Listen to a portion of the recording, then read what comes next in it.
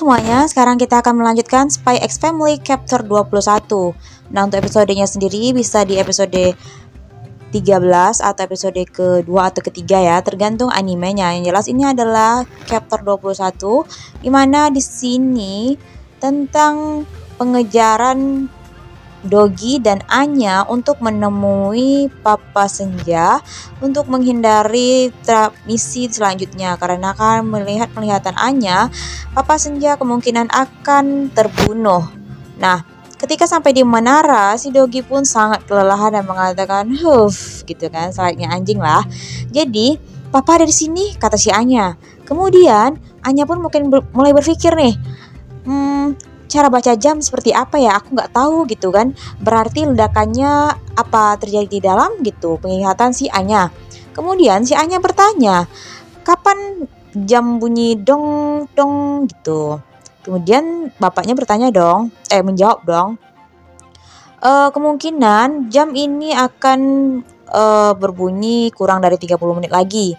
Nah, Anya pun berpikir, 30 menit kita harus bergegas gitu kan, menemukan bom di mana benda itu akan diledakkan seperti itu.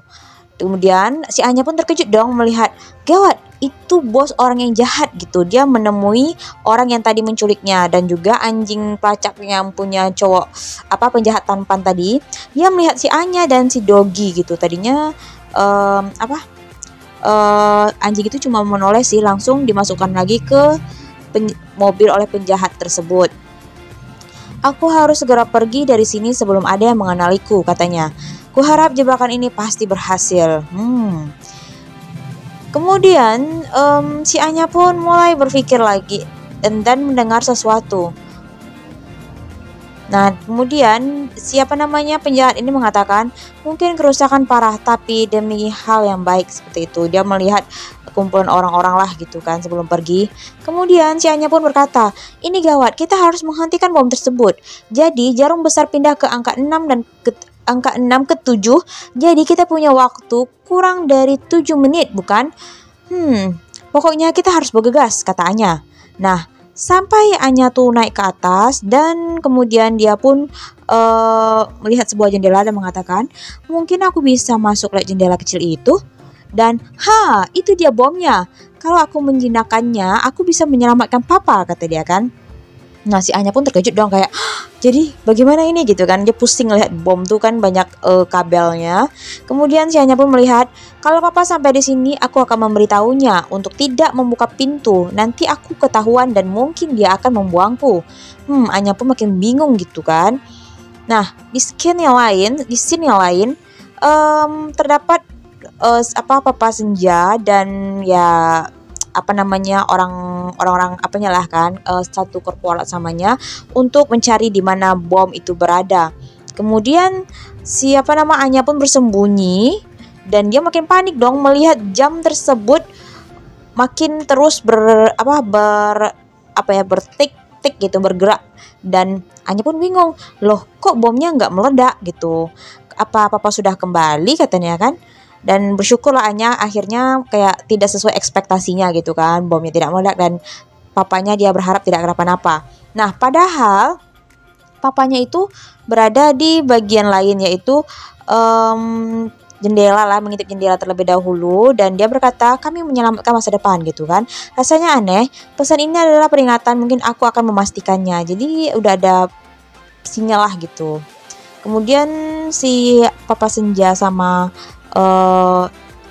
pria tua itu melihat ke jendela dan dia pun berpikir kayak, "Aku akan pergi ke tempat menginap Menteri Brains. Sekarang pun rencananya Kate sudah kacau, mungkin dia akan menyerang langsung gitu." Jadi Papa Senja itu memutuskan untuk kembalilah gitu kan. Jadi yang musuhnya itu bernama Kate gitu. Nah, Menteri Brand sudah hampir saatnya untuk ke aula pertemuan. Kata yang tadi cowok yang Menteri Luar Negeri gitu kan. Nah, kemudian di sini ada nih adik Yor dan dia mengatakan dalam hatinya, "Perwakilan Menteri Luar Negeri Ostania sudah menunggu untuk menemui Anda di sana," kata dia. Jadi di sana itu selain ada Papa Senja juga ada adiknya Yor. Nah, selanjutnya ya seperti inilah kan mereka bergegas untuk pergi ke pertemuan. Nah, jadi di sini menteri ini sebenarnya bukan dia yang asli, tetapi adalah siapa namanya si Mas Senja yang menyamar sebagai menteri tersebut dengan menggunakan baju yang telah tadi tuh kan disuruh tuh menteri aslinya tuh suruh dipakai baju yang dia ini agar nanti bisa mengelabui musuh gitu. Tetapi malah di saat di rumahnya itu malah kok terkejut pula gitu kan, menteri itu kok bajunya nggak ada, ternyata dipakai dulu oleh Mas Senja untuk mengelabui musuh. Nah jadi kan mereka kan lagi berada di mobil nih, jadi kayak mereka itu lagi berusaha untuk kebut menuju ke gedung konferensi. Nah di sini Mas Senja yang mengendari mobil kan memakai bukan outfit ya, tapi mengelabuinya dengan look sebagai menteri bridge itu. Kemudian dikejar nih sama penjahat tampan itu kan. Jadi dia itu mengejar si menteri tadi dengan kecepatan tinggi. Jadi mereka pun selain mengejar, mereka juga terjadi tembak menembak sehingga hampir kecelakaan gitu. Nah, kemudian anjing si penjahat ini mengejar